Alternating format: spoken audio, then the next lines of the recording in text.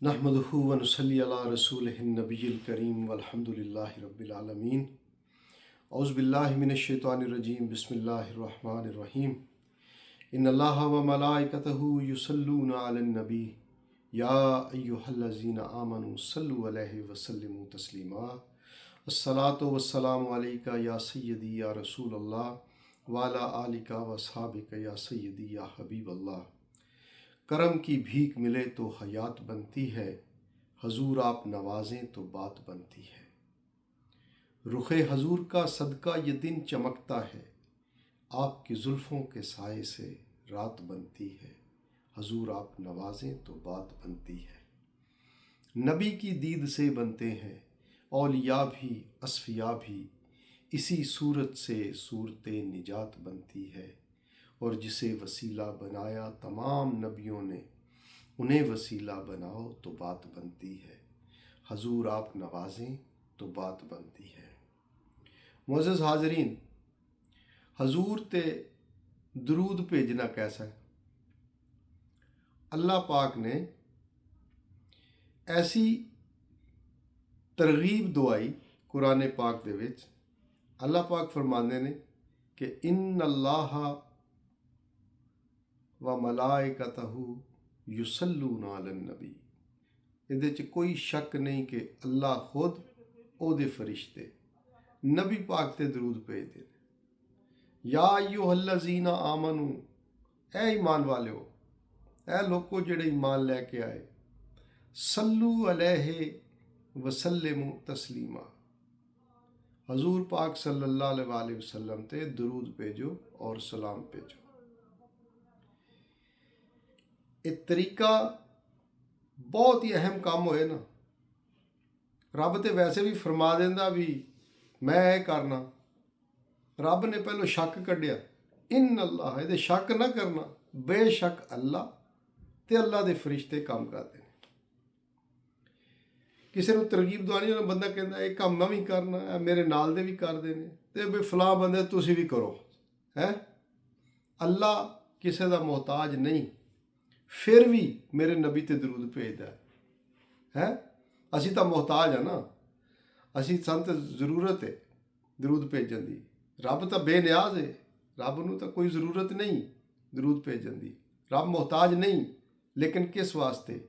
ਦਰੂਦ ਦਾ ਮਤਲਬ ਹੀ ਇਹ ਵੇ ਕਿ ਸ਼ਾਨ ਬੁਲੰਦ ਕਰਨਾ, रुतबा बुलंद करना, इज़्ज़त देना, मुकाम बुलंद करना। और अल्लाह पाक ने बिल्कुल वाज़े अल्फाज में ये चीज़ फरमाई कि वरफ़ान अल्लाह का ज़िक्र, महबूब मैं तेरी खुशी वास्ते तेरी शान बुलंद करना। अल्लाह अपने महबूब की खुशी चाहता है। दो गल्लां याद रखिया जी। पहली गल ये वे कि रब तुहाडे ते मेरे गुनाहां वाल नहीं वेखदा, रब अपने महबूब की मर्जी वाल वेखदा है कि मेरा महबूब किवें खुश है। ये गल याद रखनी। रब तुहाडे साडे गुनाहां वाल नहीं वेखदा, कहंदे मेरे अपने महबूब वाल वेखदा है कि मेरा महबूब किवें राजी है। नबी पाक सल्लल्लाहु अलैहि वसल्लम वो भी साडे गुनाहां वाल नहीं वेखदे, वो आपदी रहमत वाल वेखदे ने, वो आपदी रहमत वाल वेखते हैं कि मैनू रब ने पूरे जान वास्ते रहमत बना के भेजा, तो फिर जिहड़ी मेरी उम्मत है वो किवें जन्नत च चली जाए। ये जिहड़ा दरूद पाक है, इहदी फजीलत किन्नी है। खुद रब ने मूसा अलैहिस्सलाम नूं तुसीं सारिआं ने गल सुनी है, अल्लाह पाक नाल मिलन दा बड़ा शौक सी कि मैं रब दी ज़ियारत करां, या अल्लाह मैनू विखा अपना आप। अल्लाह पाक ने फरमाया नहीं मूसा तू नहीं वेख सकता। फिर वो पहाड़ ते तजल्ली पई, सारा वाक़या उलमा कराम तुहाडी खिदमत पेश करते हैं। खैर, रब ने फरमाया कि मूसा क्या तू चाहना है कि तू मेरे इन्ना करीब हो जावें जिन्नी बिनाई अख दे करीब है। या अल्लाह क्यों नहीं, मैंने तो शौक ही बड़ा तेन। मूसा तू इन्ना मेरे करीब होना चाहना है जिन्नी जुबान दे करीब गल हुंदी है। या अल्लाह बिल्कुल होना चाहना। क्या मूसा तू मेरे इन्ना करीब होना चाहना है ਕਿ ਸੁਣਨ ਦੀ ਤਾਕਤ ਕੰਨ ਦੇ ਜਿੱਡੀ ਕਰੀਬ ਹੁੰਦੀ ਹੈ। ਯਾ ਅੱਲਾ ਕਿਉਂ ਨਹੀਂ? ਅੱਲਾ ਪਾਕ ਫਰਮਾਇਆ ਫਿਰ ਮੂਸਾ ਇੱਕ ਕੰਮ ਕਰ, ਯਾ ਅੱਲਾ ਮੈਨੂੰ ਫਰਮਾਓ ਕੀ ਕੰਮ ਕਰਾਂ ਕਿ ਮੈਂ ਤੁਹਾਡੇ ਇੰਨਾ ਕਰੀਬ ਹੋ ਜਾਵਾਂ। ਅੱਲਾ ਪਾਕ ਨੇ ਫਰਮਾਇਆ ਮੇਰੇ ਆਖਰੀ ਪੈਗੰਬਰ ਤੇ ਹਜ਼ਰਤ ਮੁਹੰਮਦ ਸੱਲੱਲਾਹੁ अलैहि वसल्लम ਦੀ ਜ਼ਾਤੇ ਪਾਕ ਤੇ ਦਰੂਦ ਪੜਿਆ ਕਰ, ਇੰਨਾ ਤੇਰਾ ਮੇਰਾ ਕੁਰਬ ਹੋ ਜਾਏਗਾ। ਇਹ ਕੁਰਬ ਦੀ ਜਿਹੜੀ ਚੀਜ਼ ਹੈ, ਇੰਨਾ ਕਰੀਬ ਹੋਣਾ। ਫਿਰ ਹਜ਼ੂਰ ਸੱਲੱਲਾਹੁ अलैहि वसल्लम ਨੇ ਫਰਮਾਇਆ ਜਿਹੜਾ ਜਿੰਨਾ ਬਹੁਤਾ ਬੰਦਾ ਮੇਰੇ ਕਰੀਬ ਹੋਣਾ ਚਾਹੁੰਦਾ ਹੈ, ਜਿੰਨਾ ਜ਼ਿਆਦਾ ਉਹ ਦਰੂਦ ਸ਼ਰੀਫ ਪੜੇਗਾ ਓਨਾ ਮੇਰੇ ਕਰੀਬ ਹੋ ਜਾਏਗਾ। ਔਰ ਪੀਰ ਦਾ ਤੇ ਮਰੀਦ ਦਾ ਜਿਹੜਾ ਤਾਲੁਕ ਹੁੰਦਾ ਹੈ ਨਾ, ਉਹ ਵੀ ਦਰੂਦ ਪਾਕ ਦਾ ਹੁੰਦਾ ਹੈ। ਸਾਈਂ ਪਾਕ ਫਰਮਾਉਂਦੇ ਨੇ ਕਿ ਤੁਸੀਂ ਚਾਹੁੰਦੇ ਜੇ ਨਾ ਕਿ ਮੈਂ ਆਪਦੇ ਪੀਰ ਦੇ ਬੜਾ ਨੇੜੇ ਹੋ ਜਾ। ਜੀ ਸਾਈਂ ਬਾਬਾ ਹਰ ਬੰਦਾ ਚਾਹੁੰਦਾ ਹੈ। ਫਰਮਾਇਆ ਜਿਹੜਾ ਜਿੰਨਾ ਬਹੁਤਾ ਦਰੂਦ ਪੜੇਗਾ ਉਹਨਾਂ ਮੇਰਾ ਬਹੁਤੇ ਕਰੀਬ ਹੋਏਗਾ। ਇਹ ਕੁਰਬਤ ਜਿਹੜੀ ਹੈ, ਹਜ਼ੂਰ ਨੇ ਫਰਮਾਇਆ ਕਿਆਮਤ ਵਾਲੇ ਦਿਨ ਉਹ ਬੰਦਾ ਜਿਹੜਾ ਕਸਰਤ ਨਾਲ ਦਰੂਦ ਪੜਦਾ ਹੈ, ਇੰਜ ਹੋਏਗਾ ਜਿਵੇਂ ਇਹ ਦੋ ਉਂਗਲੀਆਂ ਨੇ। ਹਾਂਜੀ, ਦੋ ਉਂਗਲੀਆਂ ਨੇ, ਇਹ ਬਿਲਕੁਲ ਇੰਜ ਜੁੜੀਆਂ। ਤੇ ਹਜ਼ਰਾਤ, ਦਰੂਦ ਪਾਕ ਜਿਹੜਾ ਹੈ ਰੱਬ ਦਾ ਹੁਕਮ ਵੀ ਹੈ। ਰੱਬ ਨੇ ਤਰਗੀਬ ਐਸੇ ਤਰੀਕੇ ਦੇ ਨਾਲ ਦਵਾਈ ਉਹਦੀ ਕਿ ਮੈਂ ਵੀ ਇਹ ਕੰਮ ਕਰਨਾ, ਹਾਲਾਂਕਿ ਮੈਂ ਕਿਸੇ ਦਾ ਮੁਹਤਾਜ ਨਹੀਂ, ਤੇ ਮੇਰੇ ਫਰਿਸ਼ਤੇ ਵੀ ਕਰਦੇ ਨੇ। ਔਰ ਇਹ ਮੋਮਨੋ, ਤੁਸੀਂ ਵੀ ਮੇਰੇ ਮਹਿਬੂਬ ਤੇ ਦਰੂਦ ਭੇਜੋ। ਦਰੂਦ ਦਾ ਮਤਲਬ ਸ਼ਾਨ ਬੁਲੰਦ ਕਰਨਾ।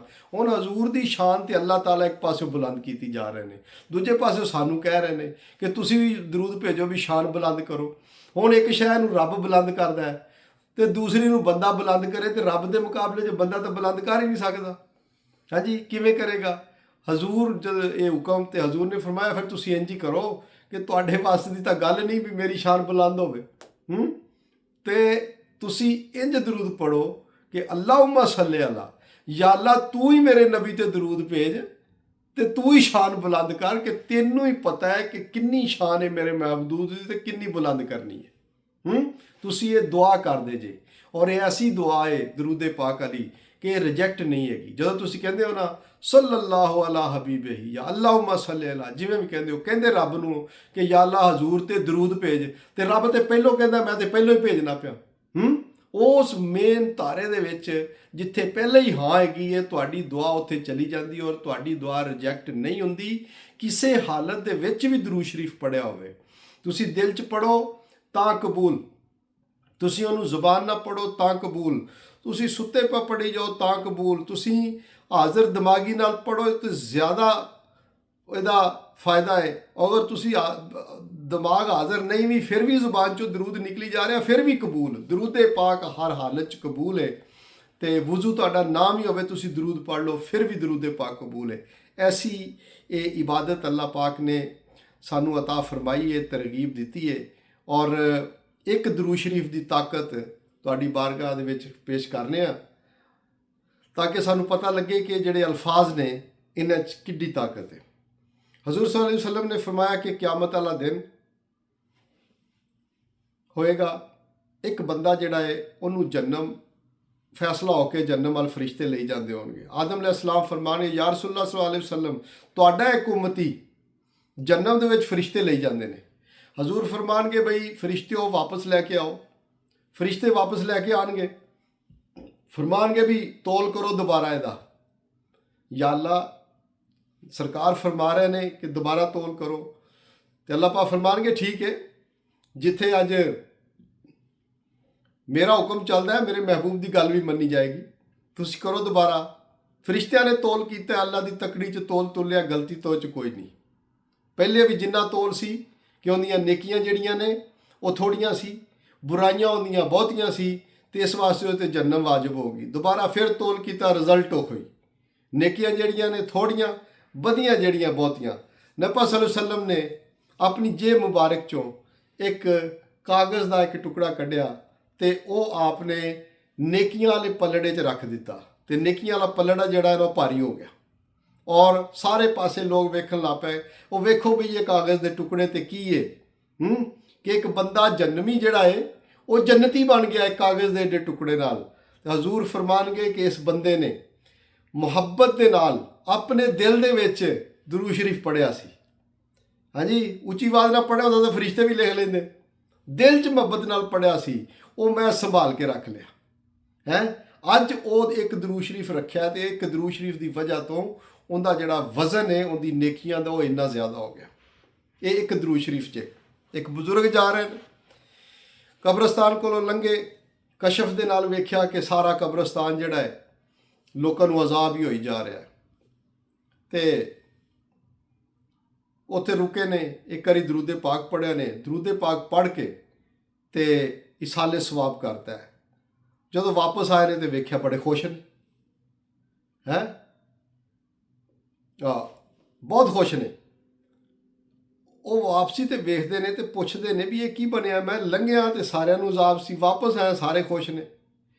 ਤੇ ਇਹ ਦਰੂਦੇ ਪਾਕ ਉਹ ਬਜ਼ੁਰਗਾਂ ਨਹੀਂ ਪੜ੍ਹਿਆ, ਬਜ਼ੁਰਗ ਵੇਖ ਕੇ ਗੁਜ਼ਰ ਗਏ ਤੇ ਵਾਪਸ ਜਦੋਂ ਆਏ ਨੇ ਤੇ ਉਹ ਜੰਨਤੀ ਬਣੇ ਸੀ। ਉੱਥੇ ਉਹਨਾਂ ਨੂੰ ਦੱਸਿਆ ਗਿਆ ਕਿ ਇੱਕ ਬੰਦਾ ਲੰਘਿਆ ਸੀ, ਉਹ ਰੁਕਿਆ ਕਬਰਸਤਾਨ ਤੇ, ਉਹਨੇ ਇੱਕ ਵਾਰੀ ਦਰੂਦੇ ਪਾਕ ਪੜ੍ਹਿਆ, ਦਰੂਦੇ ਪਾਕ ਪੜ੍ਹ ਕੇ ਤੇ ਉਹਨੇ ਇਸਾਲੇ ਸਵਾਬ ਕੀਤਾ ਤੇ ਇੰਨਾ ਸਵਾਬ ਸਭ ਨੂੰ ਮਿਲਿਆ ਹੈ ਕਿ ਅੱਲਾਹ ਪਾਕ ਨੇ ਸਾਰਿਆਂ ਦੀ ਬਖਸ਼ਿਸ਼ ਫਰਮਾਤੀ। ਇਹ ਇੱਕ ਦਫਾ ਦਰੂਦੇ ਪਾਕ ਦਾ। ਔਰ ਹਜ਼ੂਰ ਸੱਲੱਲਾਹੁ ਅਲੈਹਿ ਵਸੱਲਮ ਨੇ ਫਰਮਾਇਆ ਕਿ ਜਿਹੜਾ ਬੰਦਾ ਇੱਕ ਵਾਰੀ ਦਰੂਦ ਸ਼ਰੀਫ ਪੜ੍ਹਦਾ ਹੈ ਨਾ, ਇੱਕ ਦੇ ਬਦਲੇ 'ਚ ਉਹਨੂੰ ਮਿਲਦਾ ਕੀ ਹੈ? ਅੱਲਾਹ ਤਾਲਾ ਉਹਦੀਆਂ 10 ਉਹਦੇ ਖਾਤੇ 'ਚ ਨੇਕੀਆਂ ਲਿਖਦਾ, 10 ਉਹਦੇ ਗੁਨਾਹ ਮਾਫ ਕਰਦਾ ਹੈ ਔਰ 10 ਦਰਜੇ ਉਹਦੇ ਜੰਨਤ 'ਚ ਬੁਲੰਦ ਹੋ ਜਾਂਦੇ ਨੇ। ਫਿਰ ਐਸੀ ਇਬਾਦਤ ਤੁਸੀਂ ਹੋਰ ਨਹੀਂ ਵੇਖੋਗੇ ਕੋਈ ਵੀ ਜਿੰਦੇ ਵਿੱਚ ਕਿਰਾਮਨ ਕਾਤਿਬੀਨ ਦੋਵੇਂ ਫਰਿਸ਼ਤੇ ਜਿਹੜੇ ਨੇ ਇਹ ਬਿਜ਼ੀ ਹੋ ਜਾਣ। ਕਿਉਂ? ਇੱਕ 10 ਨੇਕੀਆਂ ਲਿਖੀ ਜਾ ਰਿਹਾ, ਦੂਜਾ 10 ਗੁਨਾਹ ਮਿਟਾਈ ਜਾ ਰਿਹਾ ਹੈ। ਬਲਕਿ ਅੱਲਾਹ ਪਾਕ ਦੀ ਜ਼ਾਤ ਵੀ ਮਸਰੂਫ ਹੋ ਜਾਂਦੀ ਹੈ। ਅੱਲਾਹ ਪਹਿਲੇ ਕੰਮਾਂ 'ਚ ਮਸਰੂਫ ਹੈ, ਅੱਲਾਹ ਉਹਦੇ ਦਰਜਾਤ ਬੁਲੰਦ ਫਰਮਾਉਂਦਾ ਹੈ ਜੰਨਤ ਦੇ ਵਿੱਚ। ਤੁਸੀਂ ਵੇਖੋ ਇੱਕ ਵਾਰੀ ਦਰੂਦ ਸ਼ਰੀਫ ਬੰਦੇ ਪੜ੍ਹਨ ਨਾਲ ਉਹ ਜੰਨਤੀ ਵੀ ਹੋ ਗਿਆ, ਉਹਦੇ ਦਰਜਾਤ ਵੀ ਬੁਲੰਦ ਹੋ ਗਏ। ਮੌਲਾ ਕਾਇਨਾਤ ਹਜ਼ਰਤ ਅਲੀ ਨੂੰ ਨਾ ਹਜ਼ੂਰ ਨੇ ਫਰਮਾਇਆ, ਅਲੀ ਜਦੋਂ ਸੌਣ ਲੱਗੇ ਨਾ ਤੇ ਜੰਨਤ ਦੀ ਕੀਮਤ ਅਦਾ ਕਰਕੇ ਸੋਇਆ ਕਰ। ਯਾ ਰਸੂਲल्लाह ਉਹ ਕਿਵੇਂ? ਜੰਨਤ ਦੀ ਕੀਮਤ ਮੈਂ ਕਿਵੇਂ ਅਦਾ ਕਰਾਂਗਾ? ਹੁਣ ਜੰਨਤ ਦੀ ਕੀਮਤ ਵੇਖ ਲਓ ਤੁਸੀਂ। ਇੱਕ ਹਦੀਸ 'ਚ ਆਉਂਦਾ ਹੈ ਕਿ ਕਿਆਮਤ ਵਾਲੇ ਦਿਨ ਨਾ ਇੱਕ ਬੰਦਾ ਕਹੇਗਾ ਕਿ ਯਾ ਅੱਲਾ ਮੈਂ ਤੇਰੀ ਜੰਨਤ ਖਰੀਦਣੀ ਹੈ ਤੇ ਇਹਦਾ ਕੀ ਮੁੱਲ ਹੈ?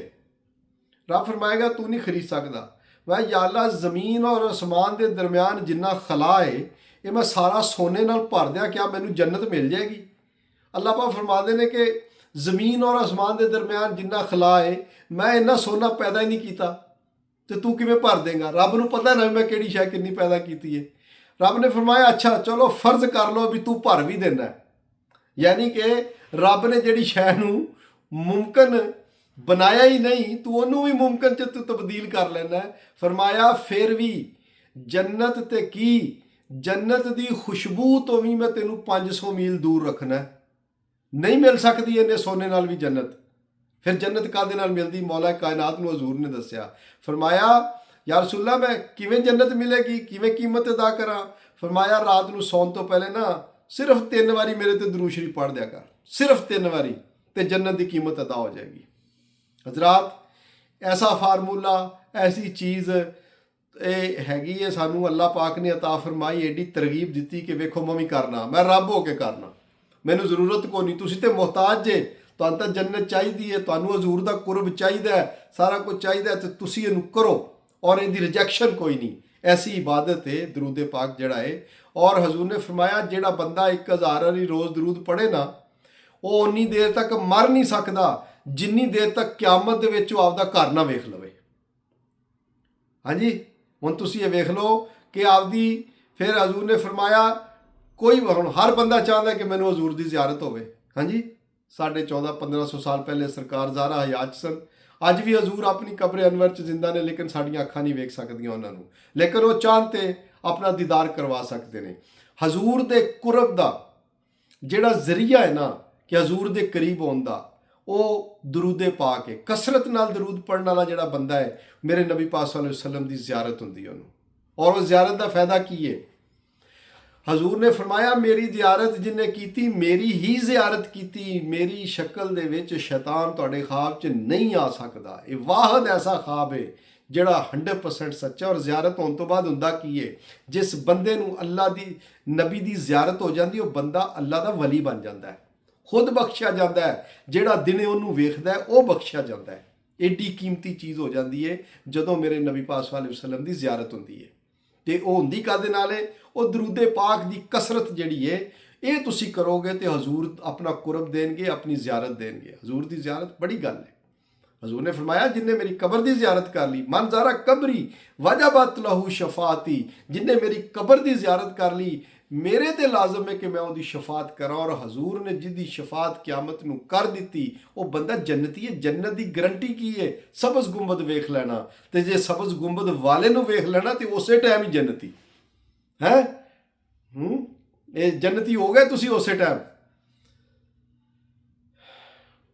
ਉੱਠ ਫਰੀਦਾ ਸੁੱਤਿਆ ਖਲਕਤ ਵੇਖਣ ਜਾ, ਜੇ ਕੋਈ ਮਿਲ ਜਾਏ ਬਖਸ਼ਿਆ ਤੇ ਤੂੰ ਵੀ ਬਖਸ਼ਿਆ ਜਾ। ਉਹ ਕਿਹੜੀ ਖਲਕਤ ਹੈ ਜਿਨ੍ਹਾਂ ਨੂੰ ਮੇਰੇ ਨਬੀ ਆਪਣੀ ਜ਼ਿਆਰਤ ਅਤਾ ਫਰਮਾਉਂਦੇ ਨੇ, ਉਹ ਬਖਸ਼ੇ ਹੁੰਦੇ ਨੇ। ਔਰ ਕੀ ਹੈ ਕਿ ਜਿਹੜਾ ਉਹਨਾਂ ਨੂੰ ਵੇਖਦਾ ਉਹ ਵੀ ਬਖਸ਼ਿਆ ਜਾਂਦਾ ਹੈ। ਹਜ਼ੂਰ ਦੀ ਜ਼ਿਆਰਤ ਦਾ ਜ਼ਰੀਆ ਦਰੂਦੇ ਪਾਕ ਹੈ, ਅੱਲਾ ਦੀ ਰਜ਼ਾ ਦਾ ਜ਼ਰੀਆ ਦਰੂਦੇ ਪਾਕ ਹੈ। ਦਰੂਦੇ ਪਾਕ ਦੀਆਂ ਕਿੰਨੀਆਂ ਫਜ਼ੀਲਤਾਂ ਨੇ, ਜਿੰਨੀਆਂ ਵੀ ਤੁਸੀਂ ਬਿਆਨ ਕਰ ਲਓ ਘੱਟ ਨੇ। ਕਿ ਹਰ ਸ਼ੈ ਦੀ ਜਿਹੜੀ ਕੋਈ ਬੰਦਾ ਸ਼ੈ ਖਾਂਦੇ ਨੇ ਨਾ ਜੀ, ਤੇ ਜਦੋਂ ਉਹ ਚੀਜ਼ ਇਸਤੇਮਾਲ ਜਿਸਮ 'ਚ ਹੋ ਕੇ ਤੇ ਬਾਹਰ ਚਲੀ ਜਾਂਦੀ ਹੈ ਉਹ ਹਮੇਸ਼ਾ ਪਲੀਦ ਹੋ ਜਾਂਦੀ ਹੈ। ਉਹ ਬਦਬੂਦਾਰ ਹੋ ਜਾਂਦੀ ਹੈ, ਫਾਸਦ ਉਹ ਮਾਦੇ ਜਿਹੜੇ ਉਹ 'ਚ ਨਿਕਲਦੇ ਨੇ ਉਹਨਾਂ ਤੋਂ ਕਰਾਹਤ ਆਉਂਦੀ ਹੈ। ਲੇਕਿਨ ਸ਼ਹਿਦ ਦੀ ਮੱਖੀ ਜਦੋਂ ਫੁੱਲਾਂ ਦਾ ਰਸ ਕੱਢ ਕੇ ਲਿਆਂਦੀ, ਭਾਵੇਂ ਉਹ ਅੱਕ ਤੇ ਬਹਿ ਜਾਵੇ ਤੇ ਕੌੜਾ ਰਸ ਕੱਢ ਲਿਆਵੇ, ਉਹ ਆ ਕੇ ਜਦੋਂ ਆਪਣੇ ਛੱਤੇ ਤੇ ਬਹਿ ਕੇ ਤੇ ਜਦੋਂ ਸਾਰੀਆਂ ਰਲ ਕੇ ਦਰੂਦ ਪੜ੍ਹਦੀਆਂ ਨੇ ਨਾ, ਤੇ ਉਹਨਾਂ ਦੇ ਪੇਟ 'ਚ ਜਿਹੜੀ ਸ਼ਹਿ ਗਈ ਹੁੰਦੀ ਏ ਉਹ ਸਾਰੀ ਸ਼ਹਿਦ ਦੀ ਸ਼ਕਲ 'ਚ ਬਾਹਰ ਨਿਕਲਦੀ ਏ। ਉਹਦੇ 'ਚ ਸ਼ਫਾ ਵੀ ਏ, ਉਹਦੇ 'ਚ ਖੁਸ਼ਬੂ ਵੀ ਏ, ਉਹਦੇ 'ਚ ਮਿਠਾਸ ਵੀ ਏ। ਇਹ ਸਾਰੀ ਕਿੱਥੋਂ ਆਉਂਦੀ ਏ? ਮੇਰੇ ਨਬੀ ਪਾਕ ਨੇ ਪੁੱਛਿਆ। ਕਿਵੇਂ ਪੁੱਛਿਆ? ਹਜ਼ੂਰ ਤੇ ਸਹਾਬਾ ਇੱਕ ਲਸ਼ਕਰ ਲੈ ਤੇ ਇੱਕ ਜੰਗ ਤੋਂ ਵਾਪਸ ਆ ਰਸਤੇ 'ਚ ਰੁਕੇ ਨੇ, ਤੇ ਰੋਟੀ ਹੈਗੀ, ਸਾਲਨ ਕਿਸੇ ਕੋਲ ਨਹੀਂ। ਥੋੜੀ ਦੇਰ ਬਾਅਦ ਕੀ ਵੇਖਦੇ ਨੇ ਕਿ ਮੱਖੀ ਇੱਕ ਸ਼ਹਿਦ ਦੀ ਨਾ ਇੰਝ ਭਿਨਭਿਨਾ ਰਹੀ ਹੈ। ਤੇ ਸਹਾਬਾ ਨੇ ਪੁੱਛਿਆ ਕਿ ਹਜ਼ੂਰ ਇਹ ਮੱਛੀ ਕੀ ਕਹਿੰਦੀ ਹੈ ਮੱਖੀ? ਸਹਾਬਾ ਦਾ ਈਮਾਨ ਸੀ ਕਿ ਵੀ ਮੱਖੀਆਂ ਦੀ ਬੋਲੀ ਮੇਰੇ ਨਬੀ ਸਮਝਦੇ ਨੇ। ਸਹਾਬੀ ਜਿਹੜੇ ਨੇ ਨਾ, ਉਹਨਾਂ ਦਾ ਐਡਾ ਭੈੜਾ ਕਿੱਦਾਂ ਨਹੀਂ ਸੀ ਜਿਹੜਾ ਅੱਜ ਕਈ ਲੋਕਾਂ ਦਾ ਹੈ ਕਿ ਨਬੀ ਕੋ ਕਿਸੇ ਚੀਜ਼ ਦਾ ਇਲਮ ਨਹੀਂ ਹੈ। ਮੱਖੀ ਵੀ ਭਿਨਭਿਨਾਏ, ਮੇਰੇ ਨਬੀ ਨੂੰ ਪਤਾ ਉਹ ਕੀ ਬੋਲਦੀ ਪਈ ਹੈ। ਫਰਮਾਇਆ ਕਿ ਕਹਿ ਰਹੀ ਹੈ ਕਿ ਹਜ਼ੂਰ ਇੱਥੇ ਕਰੀਬ ਹੀ ਸਾਡਾ ਛੱਤਾ ਹੈ, ਤੇ ਕਿਸੇ ਨੂੰ ਮੇਰੇ ਨਾਲ ਭੇਜੋ ਤੇ ਉੱਥੋਂ ਸ਼ਹਿਦ ਲੈਣ, ਤੇ ਸਾਲਨ ਕੋਈ ਨਹੀਂ ਹੈਗਾ, ਤੁਸੀਂ ਸ਼ਹਿਦ ਨਾਲ ਰੋਟੀ ਖਾ ਲਓ। ਹਜ਼ਰਤ ਅਲੀ ਨੂੰ ਨਾਲ ਭੇਜਿਆ, ਹਜ਼ਰਤ ਅਲੀ ਸ਼ਹਿਦ ਲੈ ਕੇ ਆਏ, ਰੋਟੀ ਖਾਧੀ ਸਾਰਿਆਂ ਨੇ ਉਹ ਸ਼ਹਿਦ ਦੇ ਨਾਲ ਖਾ ਕੇ, ਤੇ ਥੋੜੀ ਦੇਰ ਬਾਅਦ ਉਹ ਮੱਖੀ ਫਿਰ ਆ ਗਈ, ਫਿਰ ਭਿਨਭਿਨਾਣ ਲੱਗ ਪਈ। ਤੇ ਹਜ਼ੂਰ ਨੇ ਪੁੱਛਿਆ ਕਿ ਵੀ ਮੱਖੀ ਨੂੰ ਤੇ ਵੀ ਇਹ ਤੁਸੀਂ ਮੁਖਤਲਿਫ ਫੁੱਲਾਂ ਦਾ ਰਸ, ਕੋਈ ਕੌੜੇ, ਕੋਈ ਕਸੇਲੇ, ਕੋਈ ਕਿਸ ਤਰ੍ਹਾਂ ਦੇ ਹੁੰਦੇ ਨੇ ਲੈ ਕੇ ਆਉਂਦੀਆਂ ਜੇ, ਤੇ ਇਹ ਕਿਵੇਂ ਮਿੱਠਾ ਹੋ ਜਾਂਦਾ ਹੈ? ਉਹ ਮੱਖੀ ਦੱਸਦੀ ਹੈ ਮੇਰੇ ਨਬੀ ਪਾਕ ਸੱਲੱਲਾਹੁ ਅਲੈਹਿ ਵਸੱਲਮ ਨੂੰ ਕਿ ਯਾ ਰਸੂਲੁல்லாਹ ਸੱਲੱਲਾਹੁ ਅਲੈਹਿ ਵਸੱਲਮ, ਜਦੋਂ ਅਸੀਂ ਸਾਰੀਆਂ ਰਾਤ ਨੂੰ ਬਹਿਨੀਆਂ ਸਾਰੇ ਰਸਾਂ ਦਾ ਫਲ ਲਿਆ ਕੇ, ਤੇ ਅਸੀਂ ਸਾਰੀਆਂ ਇਹਦੇ ਉੱਤੇ ਤੁਹਾਡੇ ਤੇ ਦਰੂਦ ਭੇਜਨੀਆਂ ਤੇ ਅੱਲਾਹ ਪਾਕ ਇਹਨੂੰ ਮਿੱਠਾ ਕਰ ਦਿੰਦਾ ਹੈ। ਇਹ ਤੁਸੀਂ ਅਗਰ ਆਪਣੀ ਜ਼ਿੰਦਗੀ ਮਿੱਠੀ ਕਰਨੀ ਹੈ, ਤੁਸੀਂ ਆਪਣੇ ਅਮਾਲ ਮਿੱਠੇ ਕਰਨੇ ਨੇ, ਤੁਸੀਂ ਕੌੜੀਆਂ ਕਸੀਲੀਆਂ ਚੀਜ਼ਾਂ ਨੂੰ ਮਿੱਠਾ ਕਰਨਾ ਹੈ, ਤੁਸੀਂ ਆਪਣੇ ਮਜ਼ਾਜ ਨੂੰ ਮਿੱਠਾ ਕਰਨਾ ਹੈ, ਤੇ ਦਰੂਦੇ ਪਾਕ ਦੀ ਕਸਰਤ ਜਿਹੜੀ ਹੈ ਇਸ ਚੀਜ਼ 'ਚ ਤਬਦੀਲੀ ਪੈਦਾ ਕਰ ਦਿੰਦੀ ਹੈ। ਕਸਰਤ ਦਰੂਦ ਬੰਦੇ ਦੀ ਬੋਡੀ ਦੀ ਖੂਨ ਦੀ ਕੈਮਿਸਟਰੀ ਬਦਲ ਦਿੰਦੀ ਹੈ। ਹਾਂਜੀ, ਬੰਦੇ ਦੇ ਰਵੱਈਏ ਬਦਲ ਦਿੰਦੀ ਹੈ। ਕਿਉਂਕਿ ਜਦੋਂ ਇੱਕ ਵਾਰੀ ਦਰੂਦ ਪੜ੍ਹਨਾ ਹੈ ਤੇ ਰੱਬ ਦੀ 10 ਰਹਿਮਤਾਂ ਹੋਣੀਆਂ ਨੇ, ਤੇ ਜਿਹਨੇ 1000 ਪੜ੍ਹਨਾ ਹੈ ਤੇ ਜਿਹਦੇ 'ਚ 1000 ਨੂੰ ਤੁਸੀਂ ਹੁਣ 10 ਨਜ਼ਰ ਦੇ ਦਿਓ, ਹਾਂ ਲੱਖ ਬਣ ਜਾਂਦਾ ਹੈ। ਲੱਖ ਰਹਿਮਤ ਹੋਈ, ਲੱਖ ਉਹਦਾ ਗੁਨਾਹ ਮਾਫ ਹੋਇਆ, ਲੱਖ ਦਰਜੇ ਉਹਦੇ ਬੁਲੰਦ ਹੋਏ। ਤੇ ਬੰਦਾ ਕਿੱਡਾ ਕਲੀਨ ਹੋ ਗਿਆ ਬਈ। ਇਸ ਵਾਸਤੇ ਕਸਰਤੇ ਦਰੂਦੇ ਪਾਕ ਜਿਹੜੀ ਇਹ ਕਰੋ, ਤਾਂ ਕਿ ਜਿਹੜਾ ਹੈ ਅੱਲਾਹ ਪਾਕ ਦੇ ਹੁਕਮ ਤੇ ਕਸਰਤ ਨਾਲ ਅਮਲ ਹੋਏ। ਹਜ਼ੂਰ ਦੀ ਸਾਨੂੰ ਜ਼ਿਆਰਤ ਦੇ ਅਸਬਾਬ ਬਣ, ਹਜ਼ੂਰ ਸੱਲੱਲਾਹੁ ਅਲੈਹਿ ਵਸੱਲਮ ਦੀ ਜਿਹੜੀ ਹੈ ਸਾਨੂੰ ਕੁਰਬ ਨਸੀਬ ਹੋਵੇ। ਔਰ ਜਿਹੜਾ ਨਾ ਉਹ ਅਸੀਂ ਵੀ ਆਪਣੇ ਆਪ ਨੂੰ ਕੌੜੀ ਕਸੀਲੀ ਮੱਖੀਆਂ, ਅੱਲਾ ਕਰੇ ਸਾਡੇ 'ਚ ਵੀ ਉਹ ਮਿਠਾਸ ਆ ਜਾਵੇ। ਵਮਾ ਅਲੈਨਾ ਇਲਲ ਬਲਾਗੁਲ ਮੁਬੀਨ।